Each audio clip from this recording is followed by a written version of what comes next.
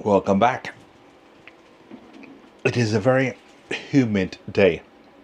I've just had a sneezing fit. Now, it's a few days after when I moved the shed, and like when you go to the gym, it doesn't affect you the next day. Maybe not even the day after that. But it has certainly hit me today, the tiredness. And I woke up after an extremely good night's sleep and felt fine for about an hour, and then it just hit. And in fact, I just went down the shop to go buy milk, and I was like, why is the shop closed? And somebody said, well, it is 5:10. So the day is gone. So I'm calling this a bad ME day. Tomorrow I have to stay in all day for a delivery from Too Good to Waste. So even when it turns up, I'm going to take it easy. So I thought maybe it's a bit of hay fever. Hold on. So I thought I'd continue with the question and answer. Now, I haven't looked at these. This question is... Oh, it isn't a question. I think you need a bigger summer house because it's not big enough for you, and you will need another shed to put all the stuff in. Here I am. I'm in the other shed to put all the stuff in. I know you've been vlogging a long while. 13 years, in fact. This month, 13 years. What keeps you sharing parts of your life? I don't know. I think it's just an addiction now. I've done it so often that when I say I'm having a break, I can have about a week's break, and I feel that itch coming. That's why it would be nice next year to really scale back.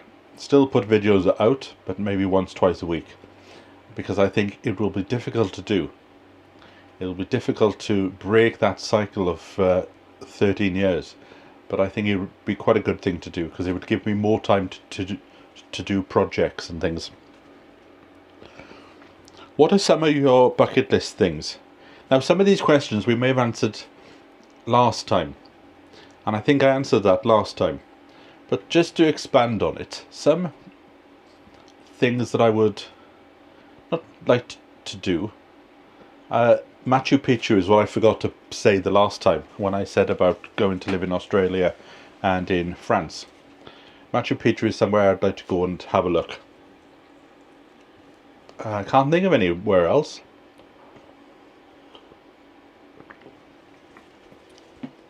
Cannot think of anywhere else, so we'll say that question's done then.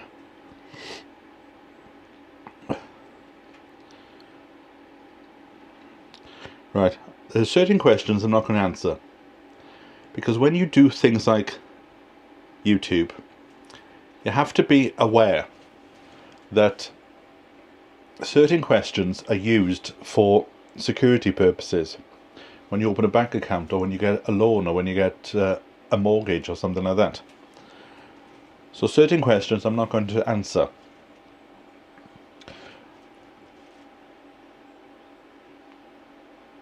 I think I've answered these before. Do you have any kids? I said, not that I know of. Have you lost any weight? Now, I lost £8, but when I had that, what's it called, the air fryer thing, I put a bit of that back on.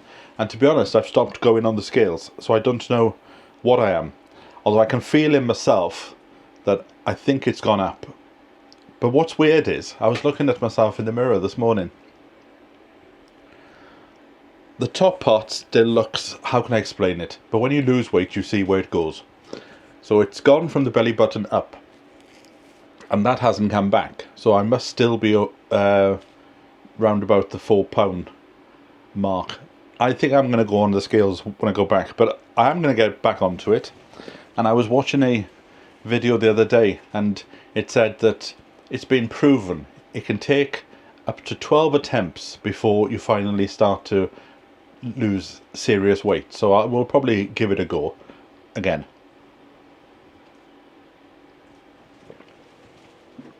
I need to break that cycle of sugar at the moment. I'm eating too many things with sugar in. How do you feel filming for your YouTube? channel compared to filming for TV.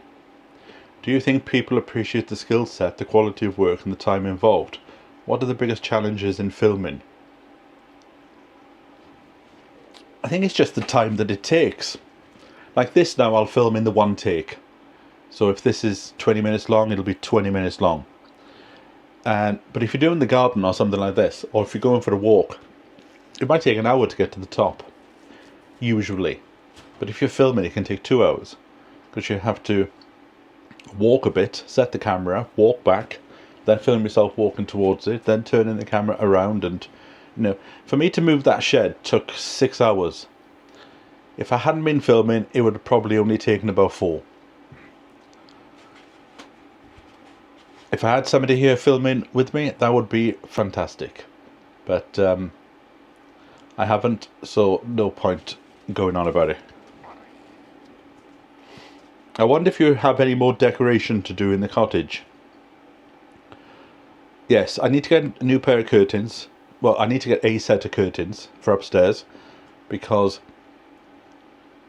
when I go to bed, and I'm going to bed about 9 o'clock at the moment, I don't know what's up with me.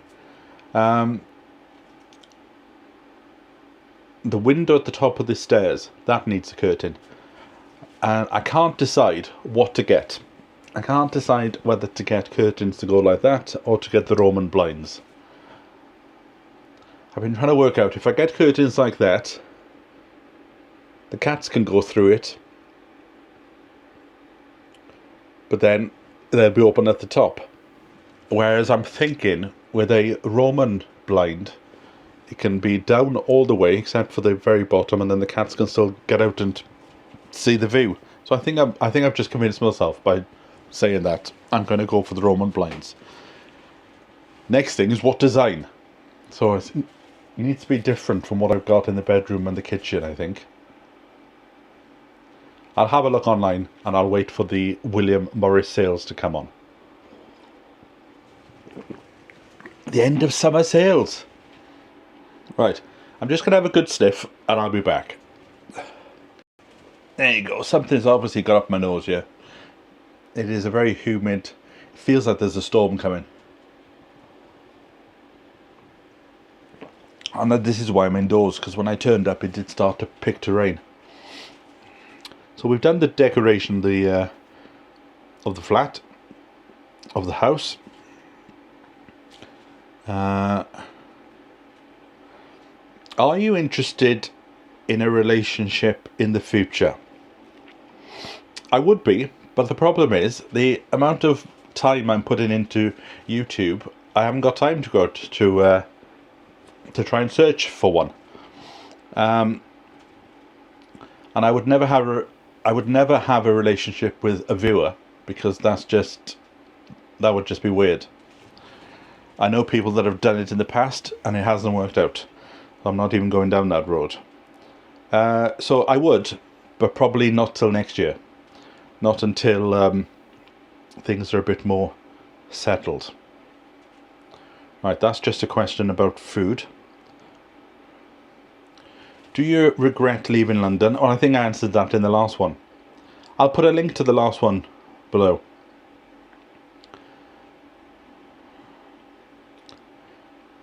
I should have checked through these, because a lot of these are repeating, same as before. I would like to know a bit about the background regarding Rusty, the allotment cat. Well, one day I was on the allotment and I looked up and there was a cat there. I looked down, I looked up again, the cat had gone. And this happened a few times. And I thought, okay, maybe I'm seeing things. And then one day he appeared, and he was only about that big, tiny he was. And I looked at him and I said, what do they call you then? And the name Rusty came to mind. And it was about 4 years before I then realised that the owner who lived behind was calling him, and his name was actually Rusty.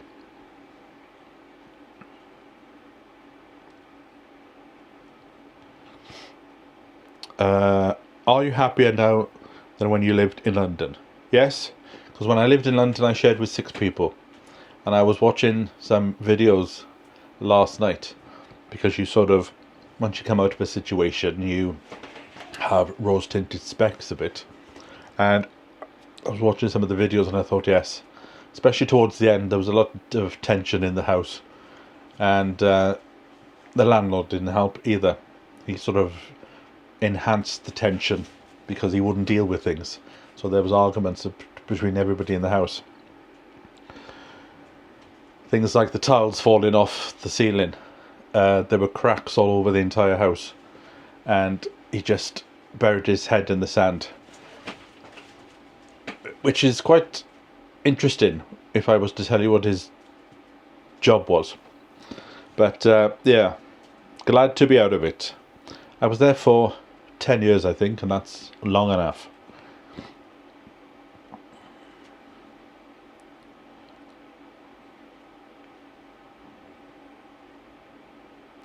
Did you appear on TV in the 90s? I appeared on Working Lunch, which was a business show. I did a live broadcast on that regarding an event in Cardiff. And what was the other one? I was on a Max Boyce. Does anybody know who Max Boyce is outside of Wales? I was on a Max Boyce show when we were in school. And I was in 2 episodes of Songs of Praise. And in fact, that's how my interest in TV started. Because we were... and I was on a gardening show. But we were in school. And we had to pretend it was the morning. When it was like 2 o'clock in the afternoon. And then one of the lights exploded. And that's how the interest started. I don't know where the episodes are. Haven't seen them since. Will Cyril the Butcher's be a chip shop or a sex shop? Word on the street, it is going to be a fish and chip shop. Apparently, the one who's got the fish and chips in Treherbert is moving to Treorchy, or he's opening a second business in Treorchy. So that's all what Treorchy is made of now, is barbers and fish and chips. I want to know why the big clock went back to Too Good to Waste. Well, it didn't. I took the small clock back because it didn't work. It had been wound up too much, and I thought I could have tried to have fixed it. But I looked through the internet and I just couldn't find how to do it, so I thought, send it back. In fact, I saw it down there the other day, and for a second I thought, oh, I quite like that, and I thought, oh yeah, that's the one I brought back.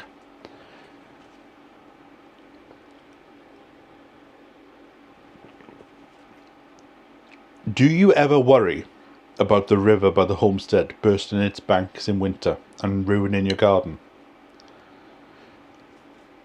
I came down at the height of the storm last year, and I made a mental note of how far the water gets. In fact, I was watching that video again the other day, and it's about 4 foot away, and the water would have to come up about another 4 foot in order to start coming in.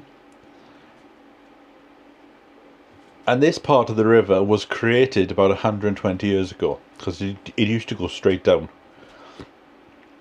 But when the mines started, they changed some of the courses of the river. And I have searched, and there is no record of this bank ever bursting. So I think I am 99.9% certain that I'm safe. But then should we live for that 1 in 1,000 year event? It might, you know, you could be anxious every day thinking that a burglar could get into your house. When, if you think about it, well, you've lived for 60 years and it hasn't happened, so the possibility of it going to happen is probably very slim. So sometimes I think we can get anxious about things that are just never going to happen.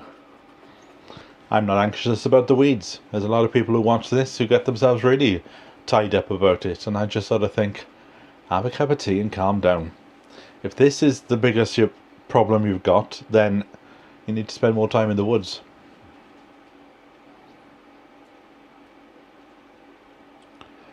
I would like to know, now I'm probably not going to answer this one, I would like to know how many different allotments you have had and in what order. Now, the reason why I'm not going to answer this is because it's on the website. Go to SeanJamesCameron.com, and in one of the menu sections, I can't remember which one now, it could be in the extra bit, there is an allotment tab. If you click on there, it gives you a list of every allotment that I've had and how long I've been on them. And on some of the allotments, you can click the button and it will take you through and show you pictures of that plot. And I'm going through the process of putting the videos there as well. But the website is something that I do as a hobby, so it still needs to be improved. The rain is starting to fall now, so maybe we'll have a good shower and I can check that the roof is fine. The roof is not finished, by the way. I do love the way how people get so irate about things, when if they just used a bit of common sense, they could think, maybe he hasn't finished the shed. Maybe he's got a plan to put the foam bits in on another day, which I have. But people got quite excited. Oh, that roof is going to rot. Well, everything's going to rot in time. This is why I like wood, because in 100 years' time, there'll be nothing here. You won't tell that I've got a garden here. It'll all be gone, rotted back into the ground. That's the way that it should be. Like somebody else said, I don't like the sight of the blue barrels. And it's not your garden. I don't like the sight of them. They will be disguised by a wooden fence. But at the moment, I think it's the TV's fault, or like ground force and things like this. People think it's got to be done like that. It's got to be done like today or tomorrow, and this is set now. This is the way it's going to be. Things will change. I've said before, this will take about 4 years to get to exactly the way that I want it. And who knows, like Jim said, my London friend, when it's done, you might get bored and go off and start all over again. Oh, that rain is really coming down now. I hope it stops for at least 20 minutes for me to get home.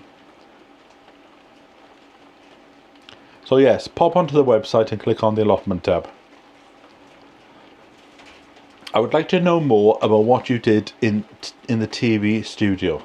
So much is done behind the scenes that we're not aware of. I wanted to work in TV, and my career took me into feature films. So I then said, oh, I wouldn't mind working in feature films. Then my career took me into TV.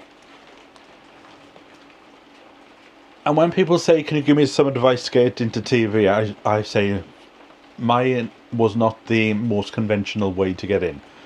I started off as a runner on short films, which is the type of person who drives around. I remember one job I did was for an Indian film who had come to Wales, and they had looked on the map and they had seen Stansted Airport was the cheapest one to fly into, because they were having private jets and everything.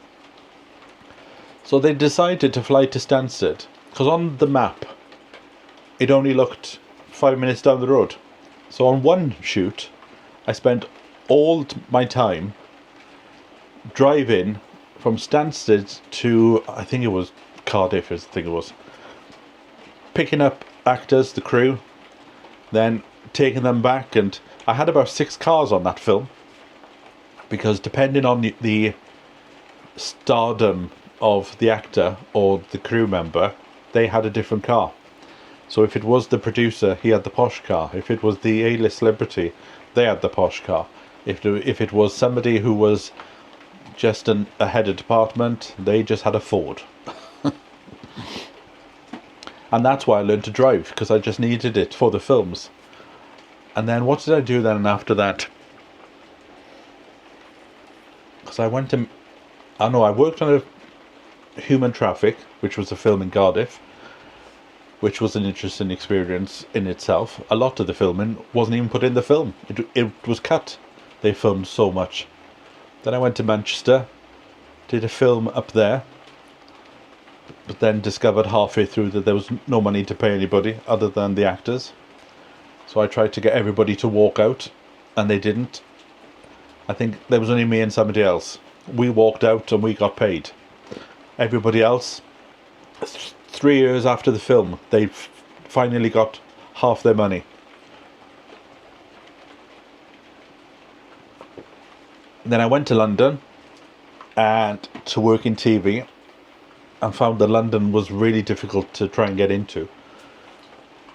So I ended up working for a company called Broadway.com, which meant I was running around the West End and filming at premieres, opening nights. Every time the cast changed.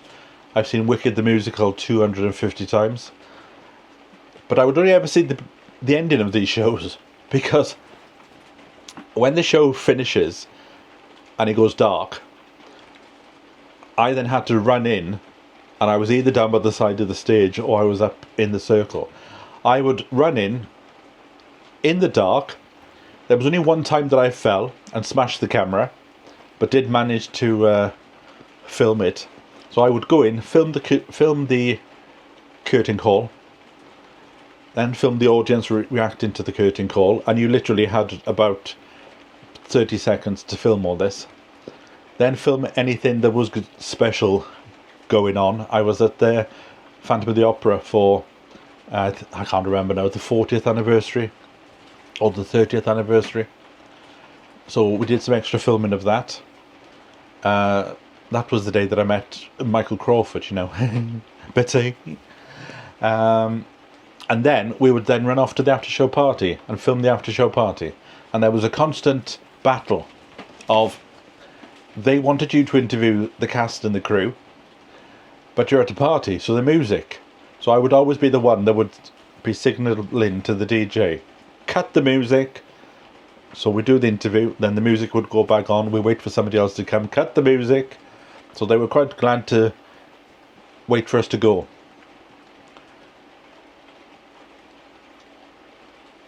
It was at, what was I at? It was a Harold Pinter show.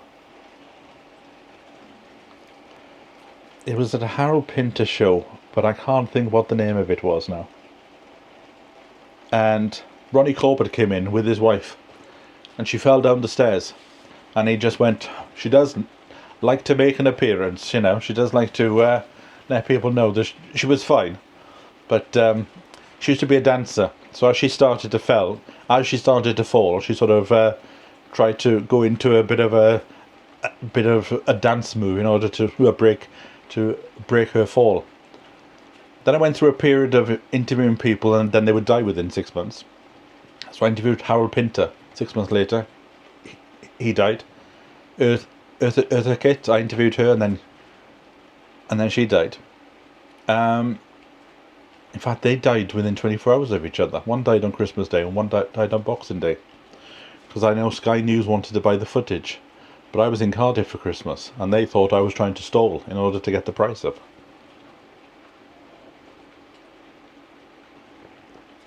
So I did Broadway.com for quite a few years, while at the same time I then developed my own website, which was about theatre stuff, because the London one I felt was it was good, but they would put their reports up at 2 o'clock in the afternoon, and I felt they needed to be there by 6 o'clock in the morning. So if the show finishes at 11 and you don't go home till 3, you stay up until the job's finished. So I did my own website. That was around for about 3 or 4 years, and then I sold that. Unfortunately, the people who I sold it to didn't realise how much hard work was attached to it, and then 18 months later it just folded. So I was doing Broadway.com, and I was also doing some TV work at the same time. What was I working on? I was a freelance editor, so I'd get a phone call going, can you go into Soho tonight and edit a show that needs to be done for tomorrow morning? Because I did that when I was in university. I used to work on things like A Question of Sport, Coronation Street, during the time when Richard Hillman was killing everybody. What else? University University Challenge, and Tonight with Trevor McDonald, which was a consumer show. So I was doing that, and then what was that? I worked on Daybreak for ITV, which was a morning show. I used to try and opt for the night shift, because if you worked in the day, there were 12 producers between you and what was going to go onto the TV. But if you worked in the night, there was just you and the producer. So there was more chance of getting stuff onto the TV. And I worked there at the time of the Olympics. So I've got a picture of myself with 2 gold medalists, but I can't remember who these people are now. So it was the Olympics, because we thought Prince Philip was going to die, because he had stood on a boat for like a 10-hour show and he refused to sit down. And at the end, he was quite ill, and we got the phone call to say he could go this evening. So we had to let everybody know to get their black ties on standby. In fact, we did that quite a few times. I think we tried to kill him off about 4 times, because they'd have a red light in the studio, and if this red light started flashing, you knew something big had happened. So either a royal family death or something major.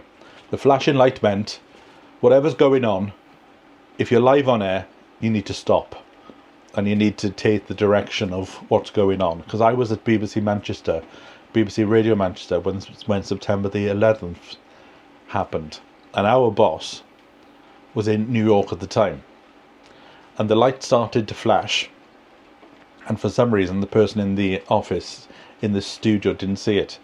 So we're watching the TV.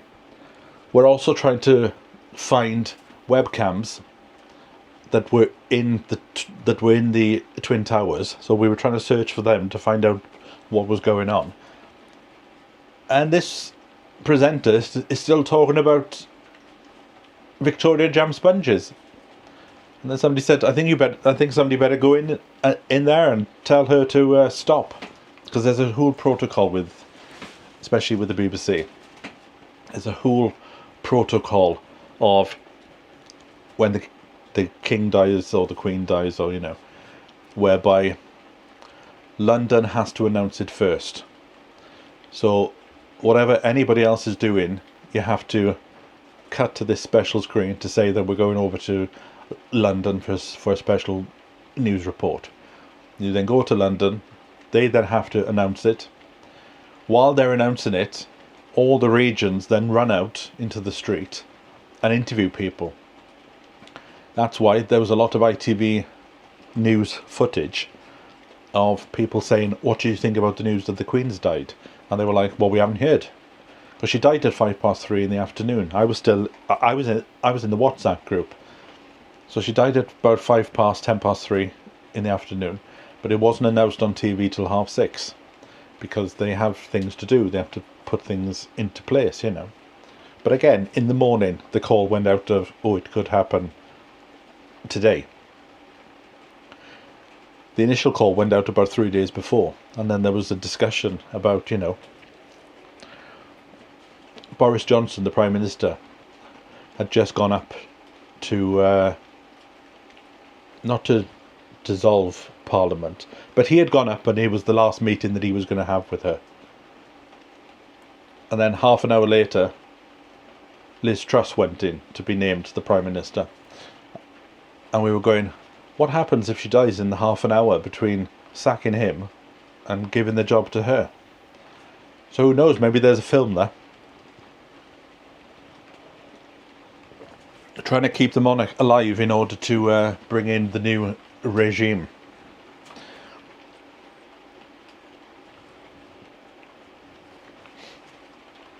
Oh, what was the other show I did? I'm a Celebrity, Get Me Out of Here. That was fun, because I had to watch 10 years worth of the programme, and it's not a programme that I would tune into. And in fact, the book that I helped write, I found in the bargain basement the other day for £1. So I bought a copy because I've never seen it. In fact, it was through there that I got to know Oh, I forgot her name now. Her name's just gone out of my head. I'm thinking of her partner of her partner instead. Aggie. Kim Woodburn. And she said, please can you make sure that I get a copy of the book, because we do so many things and we never get a copy of it. And she was very much like what I used to do.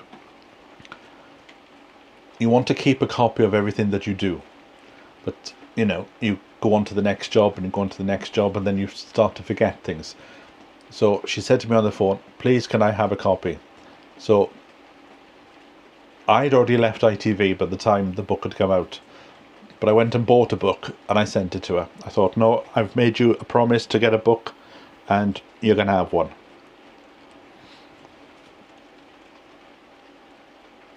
What else? I went for an interview with This Morning and I didn't get it, and I was happy that I didn't get it, because when I worked at ITV, the studios were on the South Bank, which meant I could get into work in about 25 minutes. Go to my local train station, jump on the train, straight into the South Bank, you're in work. And then they moved, and they went from the South Bank to TV Centre, which was the old BBC building.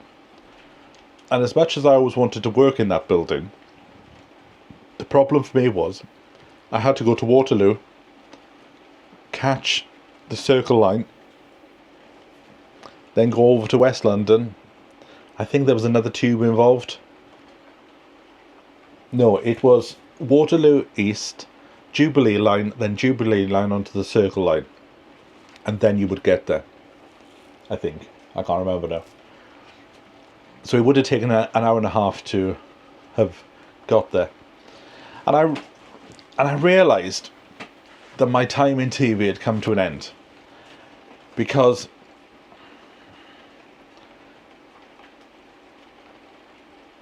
I was starting to verbalise things that I was thinking. I was in a meeting for Good Morning Britain, and they were getting irate about something. And I said, can we just realise we're making TV for parents to put their kids in front of? Nobody actually sits down and watches the entire show. They just watch it in 10-minute chunks. So that didn't go down well. So that was the first nail in the coffin. And then everybody was getting irate about Justin Bieber. He had come in and I was going to interview him. And they were going, oh, you need to, we need to do a gift for him of his face on a bat. And I remember going in and I said, right, get your stuff, we're going across to the pub to do the interview.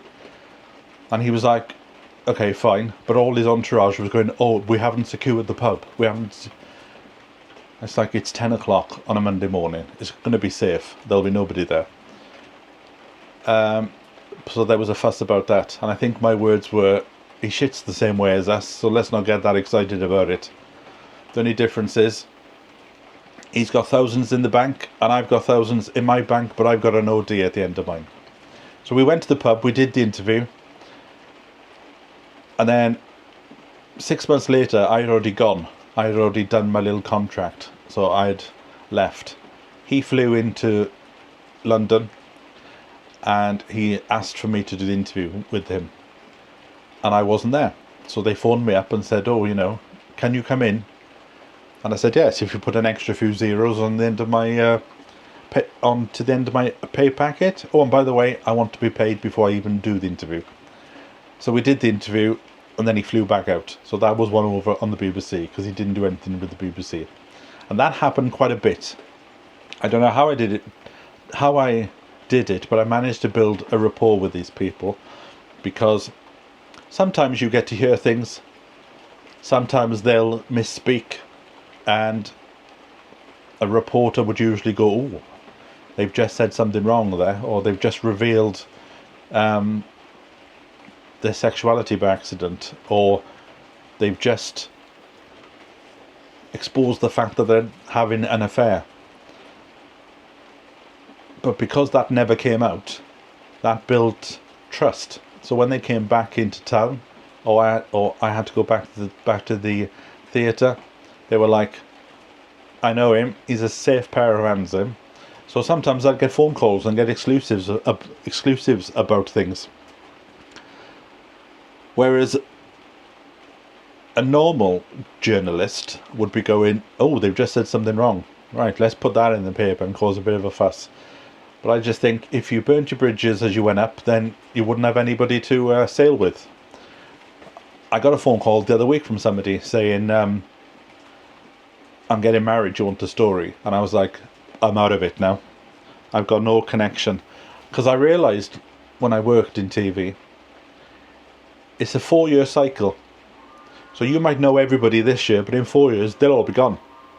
And when COVID came, a lot of people left the industry because they suddenly saw that it wasn't that important.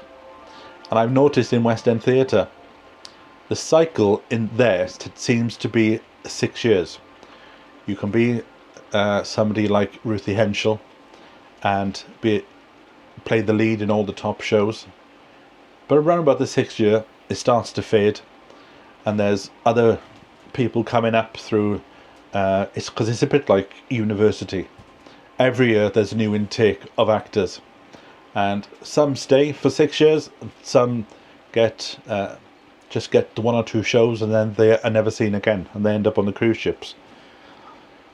So I wouldn't know. I looked through the theatre list the other week and there's only 3 people that I used to work with that still work in the West End now and are still having big parts like the Phantom in the Phantom and the Opera and things like that. And then YouTube started to take off then.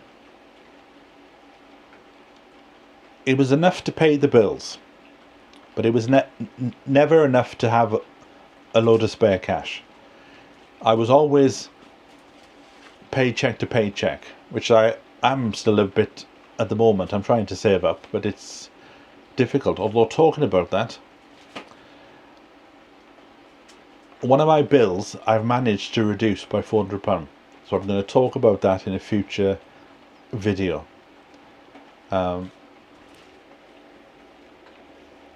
Yeah, I'll keep that for a future video because that is quite an, these days everything's going up. So it's interesting that I've managed to get a bill to come down. Oh, I'm needing another cup of tea. How long has this gone on for? Oh, quite a while. Maybe we should start to wrap this up then, shall we?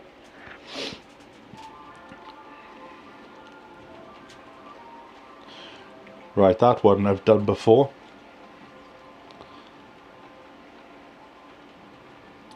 I think all these are the same questions from the last time.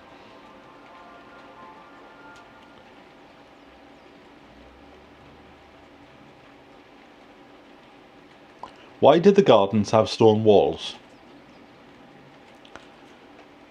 No idea.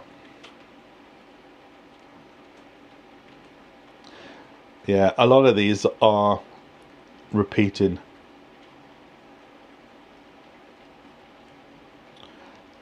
Have you ever been to the US? I went to Detroit once. I was going to Canada to make a music video, and they were trying to save a bit of money. So rather than flying directly there, I had to fly to Detroit, change, and then fly to Canada, and then on the way back I changed at Minneapolis. I can't find the video, but the only thing I remember about Detroit was the underpass in the airport. There was this psychedelic light show as you went along the travelator, and that's the only thing that I remember. And then when I went to Toronto, we had perfect days for filming. The sun was out, and then at the end of the shoot I said, right, I'm having a day off, going up the CN Tower. Went up there and the clouds came down. Couldn't see a thing. Right, I think all these questions now are the same as before. If there are any here that I haven't answered, I will put them into a third video, but I think that is all. Well, like I said, my cup of tea is finished, so I'm going to have another one and then I'm going to go home. sometimes it's just good to sit and look at the rain, isn't it? I'll have to wait for a bit of a break in the clouds. I've been looking at grapes today, and then it dawned on me, the grape that I've got over there, the red seedless grape, I'm going to move it. Rather than buying a new one, I'll wait until the autumn, and I'll move that from there over to here. Because my original plan was to put cables each side of the path in order for the grape to go down. But rather than go into the extra expense of building things, I may as well bring it over here and have this section finished. Right, I'm going to get another cup of tea and listen to some music and relax. So I will catch up with you next time. So from until then, bye for now.